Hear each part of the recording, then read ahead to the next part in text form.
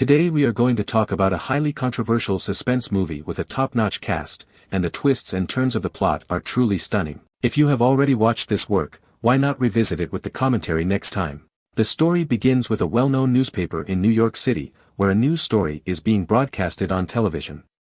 In 1994, a professor named David was arrested for brutally raping and killing his female colleague.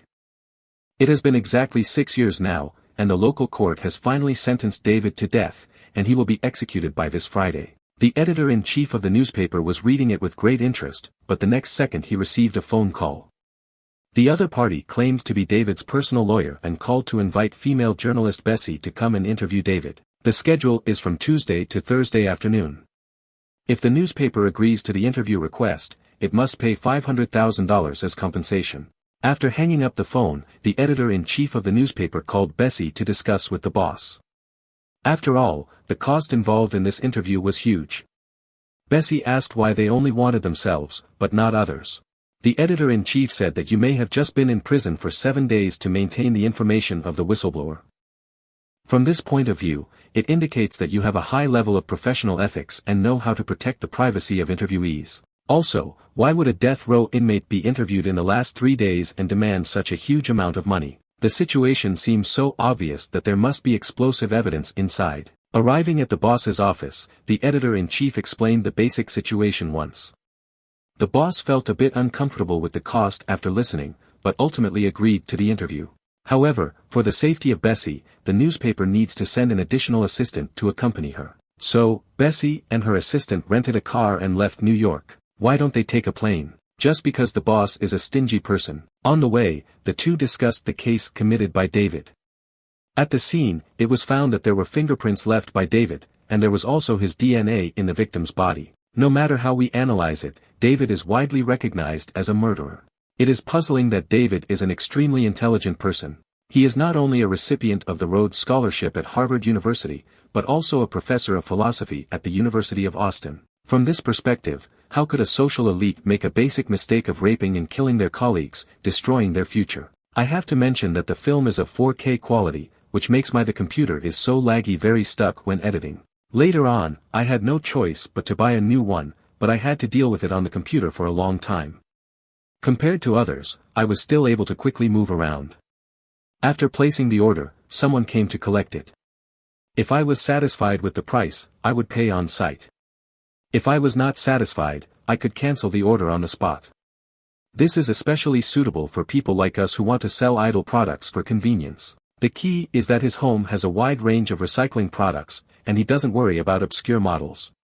He collects tablets, laptops, and digital products. You should also go and recycle them to exchange money. At this moment, the cars suddenly broke down due to a malfunction, and the two had to stop for inspection. Just as the assistant went to the restroom, a mysterious person resembling a cowboy stopped. Spacey felt very puzzled and quickly called for her assistant to come out quickly. Perhaps the other party noticed and the cowboy started the car again and left. The next morning, the two of Spacey trekked 2,700 kilometers to reach Texas, where David was being held. Because there was still time before the afternoon interview, Spacey found a hotel to temporarily settle down. Later, Spacey arrived at the prison where David was being held, passed through the layers of fortified checkpoints, and the person in charge took him into the heavily guarded death row area. At this point, David's personal lawyer had been waiting for a long time. After a few polite words, the lawyer introduced David and left. Before leaving, he took his assistant with him. However, because Spacey wanted to interview him alone, David had no extra words.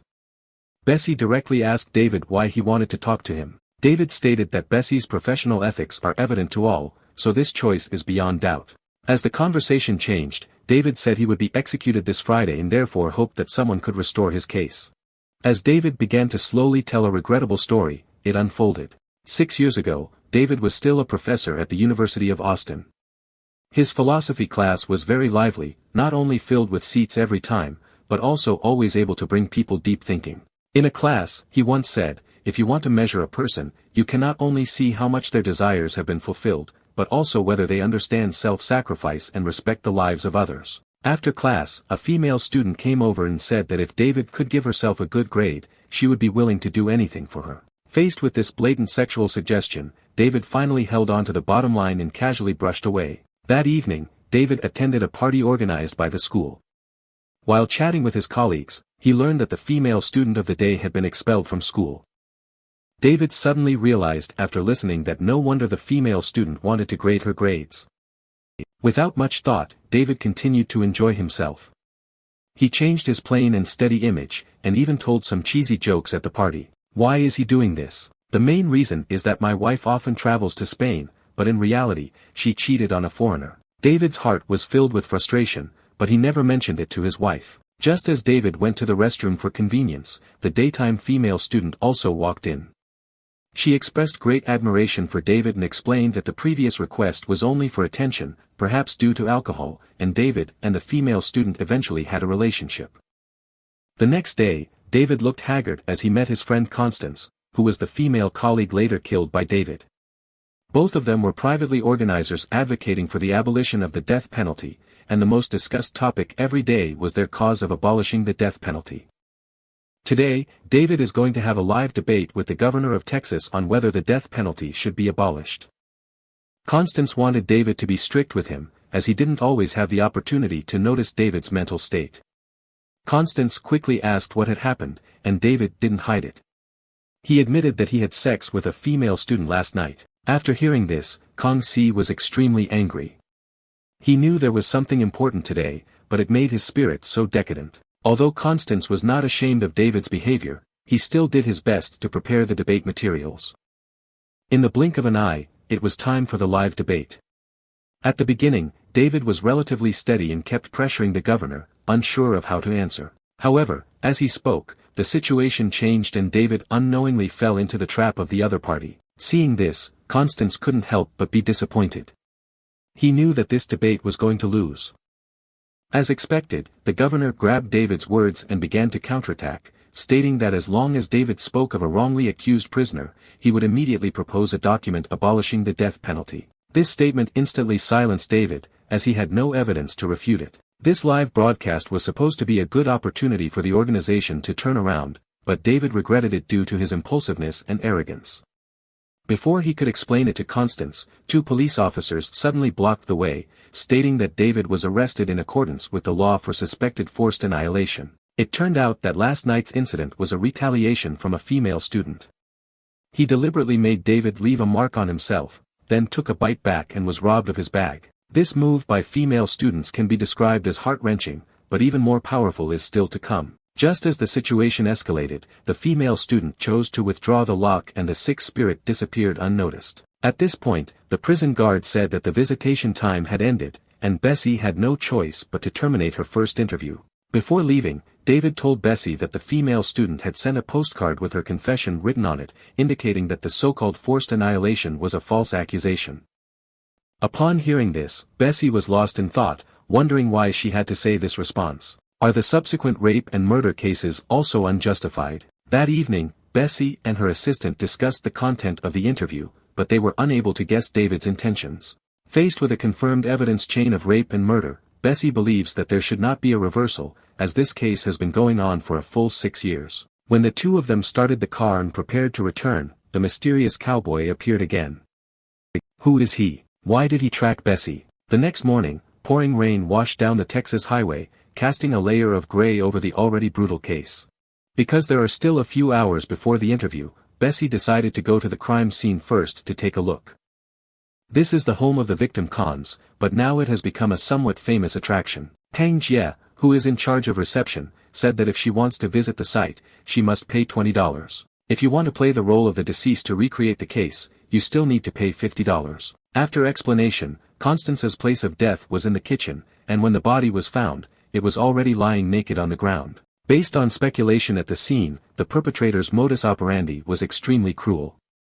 He first handcuffed Constance's hands, then swallowed the key to the handcuffs, covered his head with a plastic bag, and finally suffocated Constance to death. Note that there is still a tripod used for filming next to it. It is very likely that the crime process at that time was captured on camera. Strangely enough, the police did not find any relevant videotapes. In addition, there is a pair of rubber gloves for washing dishes by the pool, which the police believe were tools used during the crime. But for some reason, if the killer was wearing rubber gloves while committing the crime, but the plastic bag on his head had David's fingerprints on it, After hearing this, Bessie and her assistant couldn't help but gasp for air. David is really a pervert, Nima. After leaving the scene of the crime, the two of Bessie found a restaurant to eat. They were both curious about the way Constance died and felt that something seemed to be wrong. At this moment, the mysterious cowboy appeared again. What exactly did he want to do? The other party looked very alert, just paused for a moment before leaving again. Subsequently, Bessie began her second interview as scheduled. When David heard that Bessie had already been to the crime scene, he slowly uttered a noun, the matter of freedom. Constance's death method was actually a tactic used by the police to coerce a prisoner into confessing. They made the prisoner swallow the handcuff key and then let him feel suffocated alive. In the process of death, the prisoner is well aware that the key to freedom is in their stomach, which leads to double despair and the willpower is instantly destroyed. David said he had mentioned it in class before, so even the killer wouldn't do it. Besides, how could he deliberately leave fingerprints? It goes without saying that someone must be framing him. In addition, the tripod at the scene also implies that the perpetrator must have recorded the crime process. The reason why the tripod was intentionally left behind is to demonstrate that David's power of freedom is somewhere.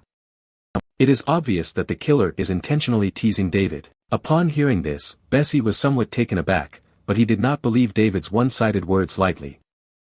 As David continued to tell the story, the originally clear case began to become blurred. David, who was falsely accused 6 years ago, suffered a blow to his entire family and career. Although the female student has withdrawn the lawsuit, everyone still believes that he is a strong criminal, and the female student only chose to withdraw the lawsuit out of fear of power. Firstly, the wife took the opportunity to propose a divorce and also took the child to live in Spain.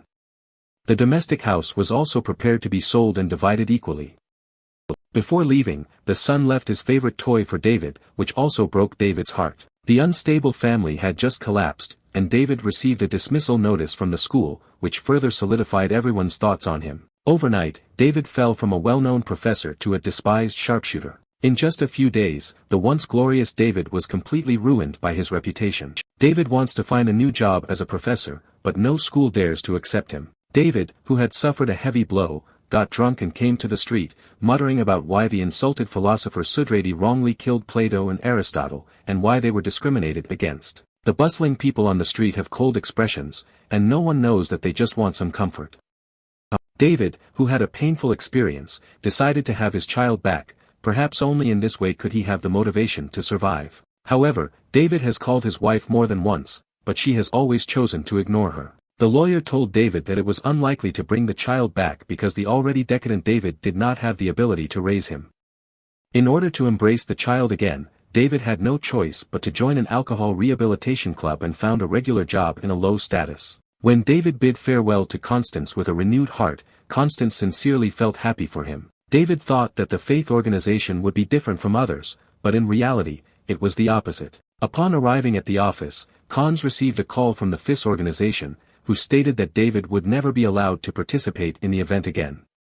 Such scumbags were not worthy of wasting their career development. This statement made David listen extremely harshly. No matter how hard he tried, he ultimately lost to reality. Late at night, David finally dialed his son's phone, but his wife suddenly came over and hung up. In an instant, David's tense nerves completely broke apart. Losing a son is the last straw that will crush him. The next day, desperate David arrived at Constance's house and wanted to seek some comfort from his friends. However, just as the two were talking, Constance suddenly fainted and rushed him to the hospital for rescue.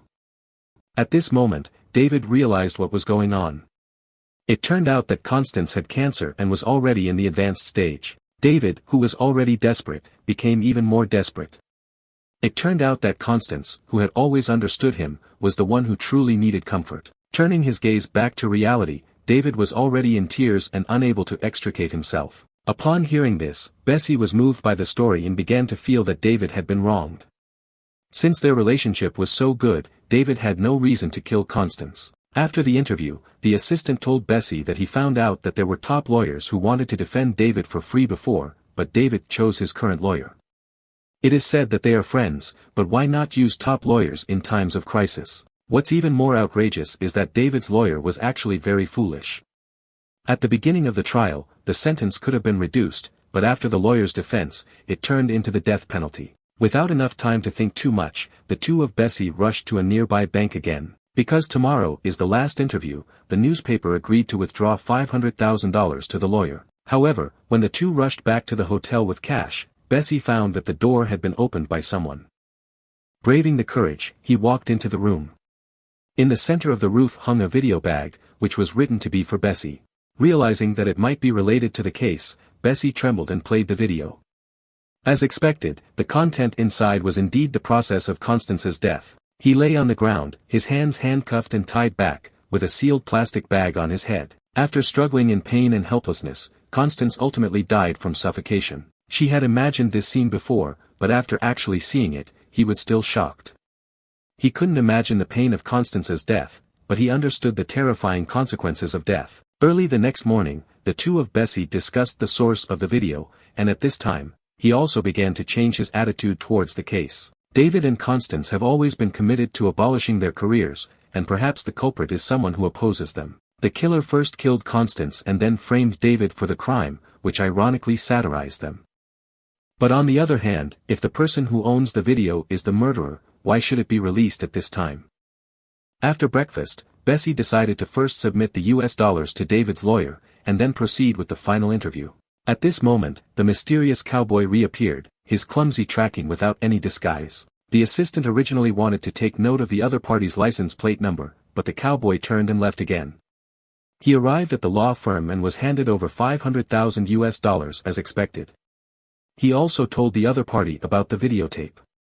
The lawyer said that this content could not be used as evidence because it was clearly a fragment. Moreover, the face could not be clearly seen in the video, so it was impossible to confirm his authenticity. This answer greatly disappointed Spacey, as he thought he could bring David back in one fell swoop. Leaving the law firm, Spacey is going back to prison for her final interview. However, as soon as she arrived on the first floor, Spacey accidentally saw the mysterious cowboy. Realizing that the cowboy may have colluded with the lawyer, Spacey ran out and told his assistant about the matter. He had his assistant track the cowboy while he took a taxi back to prison. After a fierce chase, the assistant did not catch up with the mysterious cowboy, but fortunately remembered their license plate number. On the other hand, Spacey and David had their last conversation, and when they heard about the mysterious cowboy, David immediately guessed who this person was. Originally, the mysterious cowboy was also a member of the faith organization. His behavior was extremely fanatical and paranoid, and he had a deep admiration for Constance. Upon hearing this, Spacey suddenly realized that the culprit behind the scenes was a cowboy. David did not answer, but slowly recounted the events that followed. Ever since he found out that Constance was suffering from cancer, David's spirit has been hit again. He drinks excessively every day, neglects his job, and his longing for his son has turned into decadence. In contrast, Constance has become more and more courageous as he continues to fight for his dreams. However, after repeated failures, Constance never saved a death row inmate, and his body deteriorated with each blow. Until one evening, two colleagues from a low period started chatting. Constance said he was about to die, but there were too many regrets in his life. Many things were not tried before he began to face death. Watching his close friend walking in front of him, David felt very sorry and said he would always accompany Constance until the end. Late at night, two people who shared the same illness had a relationship. They were like a couple, relying on each other and sharing their unwillingness in a lingering relationship. The next morning, someone saw a cowboy knocking on the door of Constance's house, and then Constance was killed. At the same time, David was unaware and came to his former residence, holding his son's toy and reminiscing about the past. Because the house had been sold for a while, the new residents came out to drive people out. That night, David curled up in the car for the night until the police arrested him under the guise of raping and killing Constance. Turning her gaze back to reality, Spacey finally finished listening to all of David's stories, and he was certain that the cowboy was the real culprit. Upon careful analysis of the cowboy's motive for murder, it should be jealousy towards David for thinking of a terrifying videotape, which must have been intentionally sent by the cowboy. Now, as long as the complete video is found, David's grievances can be cleared. Spacey complained about why David didn't find him earlier, but David said, "My true purpose is not the abyss, but to let you record my story." David doesn't want his son to think he's a bad person, and as for whether he can survive, he doesn't care anymore. Looking at David's departing figure, Spacey suddenly had mixed feelings. Although she had guessed the truth, she had to gather evidence now and realized that tomorrow was David's death day. Spacey fell into chaos for a while. That evening, Bessie carefully studied the information of the case and repeatedly watched the video recording. I don't know how long it took, but Bessie never found a breakthrough. It wasn't until early the next morning that Bessie woke up in a daze. Picking up the towel on the ground, Bessie suddenly thought of the key and immediately woke up her sleeping assistant. They had to rush to Constance's house to verify it. Without stopping, the three of them arrived at the scene of the crime to recreate the process of death. Originally, Bessie discovered a detail while watching the video. At first, Constance stirred a little, indicating that he was awake, but at this moment, Constance did not struggle and waited for 15 seconds before he had a reaction. It is obvious that if Constance was forced to kill, he must have been struggling from the beginning. Upon realizing this, Bessie decided to personally conduct an experiment in order to verify her hypothesis. Oh my God! This isn't cool!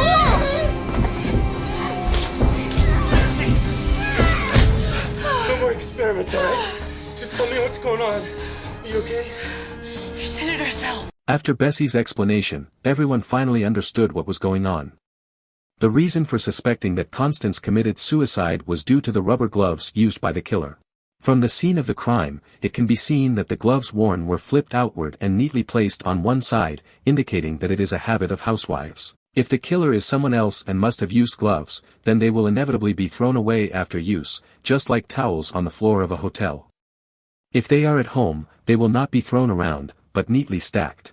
As for wearing handcuffs and tying oneself back, it should be to prevent survival instincts. Cover your head with a plastic bag and swallow the key to ensure that you can truly die. By analyzing the motives behind Kong Si's suicide step by step, it is necessary to abandon his career.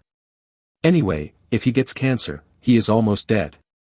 Why not use his life to block tomorrow's dream? The assistant said, since he's going to die himself, why frame innocent David? With this statement, Bessie was enlightened and explained that this was the best arrangement. Constance and his accomplices used cameras to record the truth. After David was executed, his accomplices would inevitably reveal the truth to the public, and the voice of abolishing his career would only be effective at that time. The governor of Texas once said that if there is a wrongful death row inmate, he will immediately propose a document to abolish the death penalty. When it comes to assisting Constance's accomplices, it is natural that they are passionate cowboys who admire him. Although this extreme approach is effective, it cannot be denied that they have made David a scapegoat. Guessing that the complete videotape was in the hands of the cowboy, Bessie had a plan in her mind. It was 4:50 in the afternoon, more than an hour before David was executed. Bessie wanted to find the remaining footage to rescue David. He had already felt the fear of death and could not watch an innocent person leave like this. The assistant found the address of the cowboy through the license plate number and started the Tiger Mountain adjustment plan. The assistant first made a phone call to arrange for the cowboy, and after the target had completely left, Bessie sneaked into the cowboy's house to conduct a search. As guessed, Bessie indeed found the complete videotape. In the video, as previously inferred, Constance did it all by himself, and when he suffocated to death, the cowboy appeared at the end and turned off the recorder. Seeing this scene, Bessie collapsed and burst into tears. He was once again deeply shocked by the process of Constance's death. At this moment, the assistant rushed in, indicating that they had not seen where the cowboy had gone, so they took the risk to come and inform him. Just as the two of them hurriedly fled the house, the mysterious cowboy calmly watched in the dark. At this time, there are still 8 minutes left until the execution time, and Bessie must race against time to submit evidence.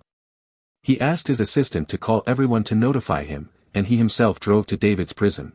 However, surprisingly, the rented car broke down and was anxiously sucked in, leaving no choice but to get off the car and run desperately towards the prison. At the same time, the prison's execution ground was bustling with reporters and spectators everywhere. Before leaving, David had his last meal, which included 2 pancakes and a chocolate. This was the breakfast he had promised his son to make, but unexpectedly, it was presented in this way. No one knows that David is missing his son, and no one can feel his helplessness and pain. By the time Bessie arrived at the scene with all her might, David had already been injected and executed. 02. David Gale was officially pronounced dead At 6:12 this evening, Texas has executed David Gale was pronounced dead at 6:12. Although David died, his story did not end. Bessie is about to release the video to the public, and the truth instantly ignites the precedent of extreme reversal in the entire United States, like a nuclear bomb rapidly exploding on the hot charts of various media outlets. Now everyone knows that Constance committed suicide, and David was indeed wrongly accused. Overnight, a wave of abolishing the death penalty swept across the country.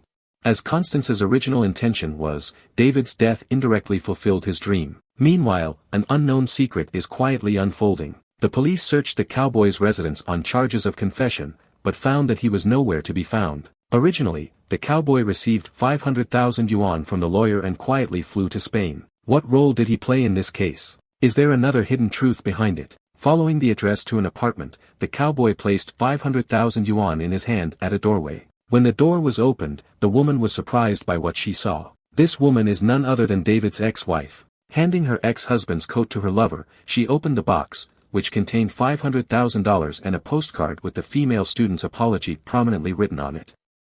At this moment, my ex-wife suddenly realized that David was innocent from beginning to end. At the same time, Bessie from the newspaper received a package that opened to reveal a toy and a letter stating that there was a free hand inside the toy. And this also reminded Bessie of David's words in an instant.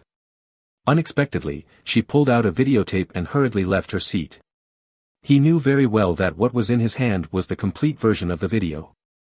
He was the ultimate truth in uncovering David's death and the only key to letting go of his failure to save David. Arriving in a room, quickly locking the door, Bessie eagerly watched the video recording. After the cowboy in the video left, another man appeared, but this figure was incredibly familiar. Bessie dared not guess or imagine, but the cruelty of reality became even clearer. David touched Constance's head, and it was at this moment that he left his own fingerprint. It turned out that David was the planner of the entire event. He even voluntarily sacrificed himself. He fulfilled Constance's dream at the cost of his life and ended his short and tragic life. At this point, the film ends.